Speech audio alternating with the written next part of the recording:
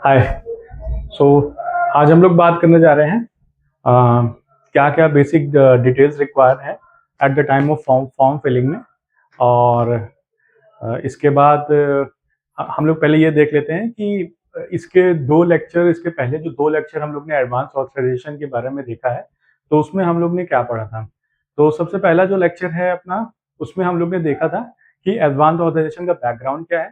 तो इसमें हम लोग ने जाना था कि भाई क्यों गवर्नमेंट ने ये स्कीम निकाली थी और क्या चैलेंजेस जो हैं हमारे एक्सपोर्टर भाई और इम्पोर्टर भाई फेस कर रहे थे। फिर सेकंड लेक्चर में हम लोग ने बेसिकली जाना था कि हमारा जो एडवांस ऑथराइजेशन जो स्कीम्स है, ठीक है, इसकी वैलिडिटी क्या होती है, क्या एलिजिबिलिटी क्राइटेरिया होता है, ठीक है। और इसको एक बार आप एडवांस ऑथराइजेशन के बारे अप्लाई करते हैं एडवांस ऑथराइजेशन, तो आपको क्या क्या बेसिक रिक्वायरमेंट फुलफिल करने पड़ते हैं, ठीक है।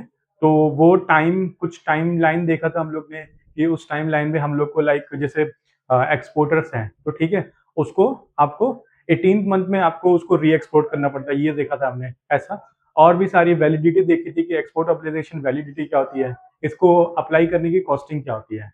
इस वीडियो में हम लोग जानेंगे कि जो अपने हम लोग एडवांस ऑथराइजेशन हम लोग जो अप्लाई करते हैं, तो उसको अप्लाई करते टाइम हम लोग को क्या क्या डिटेल रिक्वायर होती है। तो एट द टाइम जब हम लोग अप्लाई करते हैं, तो सबसे पहले जो फॉर्म होता है, जो डीजीएफटी पे फॉर्म अवेलेबल होता है, वो फॉर्म नंबर है ANF 4A। इस टाइप का एप्लीकेशन फॉर्म होता है, इसको ही अप्लाई करने पे आपको एडवांस ऑथराइजेशन मिलता है। इसके बाद आपको इसमें क्या क्या डिटेल्स रिक्वायर होती है। पहले आपको एक एप्लीकेंट की डिटेल्स में आपको अपना नाम, अपना एड्रेस, अपना आईसी कोड, अपना जीएसटी डिटेल्स भरना है। फिर सेकंड नंबर पे आता है आपका एक्सपोर्ट प्रोडक्ट डिटेल्स। आप अपने एक्सपोर्ट की जो आपका प्रोडक्ट बना रहे हैं, ठीक है, उसका आप डिस्क्रिप्शन डालेंगे और वो उस कॉलम में। फिर उसके बाद आप उसका क्वांटिटी डालेंगे कि कितनी क्वांटिटी आप बना रहे हो उस प्रोडक्ट की, और उसके बाद इसकी वैल्यू डालेंगे कि क्या वैल्यू है, लाइक कितनी कितनी कीमत है, उसकी कॉस्टिंग क्या है, ठीक है। उसके बाद आपका मतलब क्या प्राइस पड़ा है। इसके बाद आप डालेंगे टेक्निकल स्पेसिफिकेशन कि वो प्रोडक्ट बनाने में क्या प्रोसेस यूज किया आपने, मैन्युफैक्चरिंग कैसे किया है आपने। इसके बाद आप अगर कुछ केमिकल यूज किया है उसमें, तो उस केमिकल के बारे में डालेंगे, ठीक है। और कुछ जितनी भी सारी टेक्निकल स्पेसिफिकेशन है, लाइक उसका कुछ डिजाइन मॉडल था या कुछ पार्ट नंबर ऐसे हैं, तो उसके बारे में सारे डिटेल्स आप फिल करेंगे। फिर उसके बाद आप इंपोर्ट आइटम डिटेल्स में जो आप रॉ मटेरियल मंगा रहे हैं, उसके डिटेल्स फुलफिल करेंगे, ठीक है। फॉर एग्जांपल कोई आपने रॉ मटेरियल मंगवाया और उसका आपने उसका आपने प्रॉपर उसको डिस्क्रिप्शन देना है कि ये मेरा रॉ मटेरियल है और इसके बाद ये मैं मंगा रहा हूँ, ठीक है। उसका आपको पूरा प्रॉपरली डिटेल फुलफिल करने हैं। फिर सेकंड आते हैं हम लोग सायोन और सर्टिफिकेशन नॉर्म। सायोन क्या है? सायोन का फुल फॉर्म होता है स्टैंडर्ड इनपुट आउटपुट नॉर्म्स होता है। ये डीजीएफटी ने निकाला है।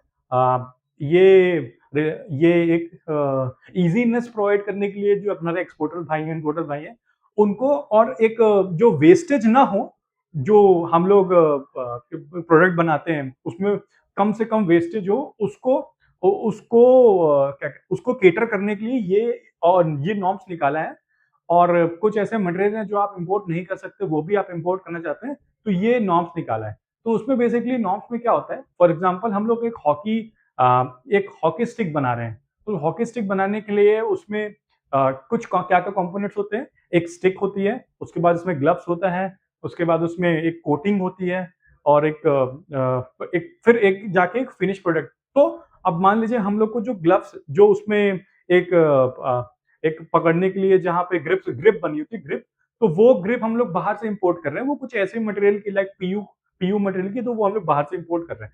तो वो एक एक स्टिक बनाने में, वो जो कितना पीयू मटेरियल मतलब आप अपने एक बार में आप कितना वो मटेरियल इंपोर्ट कर सकते हैं इंडिया में, वो आपको सायोन नॉर्म्स बताती है, ठीक है। वो पर्टिकुलर प्रोडक्ट बनाने में आप कितना कितना जो मटेरियल है वो इंपोर्ट कर सकते हैं इंडिया में, वो आपको ये सायोन नॉर्म्स बताती है। ये एक इनका एक चार्ट है हर प्रोडक्ट का, like sports item, chemical item, engineering item, fast food item, सारे डिफरेंट डिफरेंट सेक्टर के आइटम की गवर्नमेंट ने गाइडलाइन निकाली है और उसी के हिसाब से आप आप उसको चेक करके इंपोर्ट रॉ मटेरियल को इंपोर्ट कर सकते हैं, ठीक है।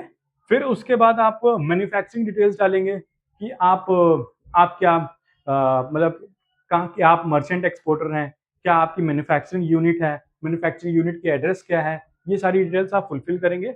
एक्सपोर्ट ऑब्लिगेशन डिटेल्स, जो आप आप प्रोडक्ट बना रहे हैं, ठीक है, आप रॉ मटेरियल लेके आए हैं, तो वो जो 18 मंथ का आपको टाइम पीरियड मिला है, ठीक है, तो उसमें आप कितनी वैल्यू फुलफिल करेंगे, कितना कितना फॉर एग्जांपल आपकी 5 लाख की वैल्यू है, तो वो 18 मंथ में आप 5 लाख में कितना कितना 5 लाख भर देंगे या कुछ कम भरेंगे। फिर उसके बाद पोर्ट डिटेल्स, किस पोर्ट से आप इंपोर्ट कराएंगे और किस पोर्ट पे आप एक्सपोर्ट कराएंगे, मतलब कहाँ से आप एक्सपोर्ट करा रहे हैं अपना रॉ मटेरियल और इंडिया में किस पोर्ट पे आप उसको आ, उसको उसको फिर लाएंगे, क्लियर क्लियर करवाएंगे, ठीक ठीक है।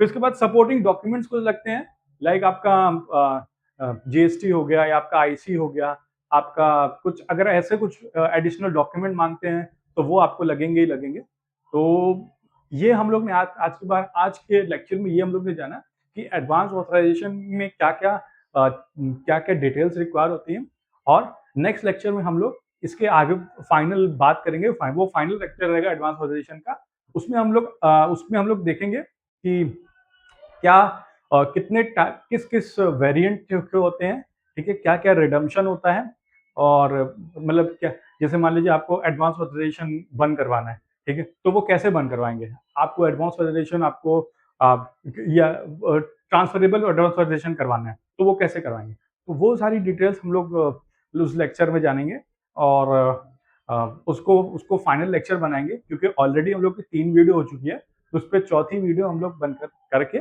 फिर ये टॉपिक पूरा क्लियर कर देंगे। लास्ट में मैं ये भी बताऊंगा कि मतलब क्या प्रोसेस है अप्लाई करने का। और मेरा नाम शोभित है, मैं आईएफटी में फॉरेन ट्रेड का स्टूडेंट रह चुका हूँ और मैंने वहाँ से पोस्ट ग्रेजुएशन किया है। तो अगर आपको कोई भी डॉक्यूमेंटेशन या एक्सपोर्ट एक्सपोर्ट या इंपोर्ट रिलेटेड किसी भी चीज़ों की किसी भी प्रॉब्लम फेस कर रहे हैं, इसमें किसी भी स्टेप में प्रॉब्लम फेस करें तो यू कैन कॉन्टैक्ट मी, और मैं आपके लिए हमेशा अवेलेबल रहूँगा। Thank you.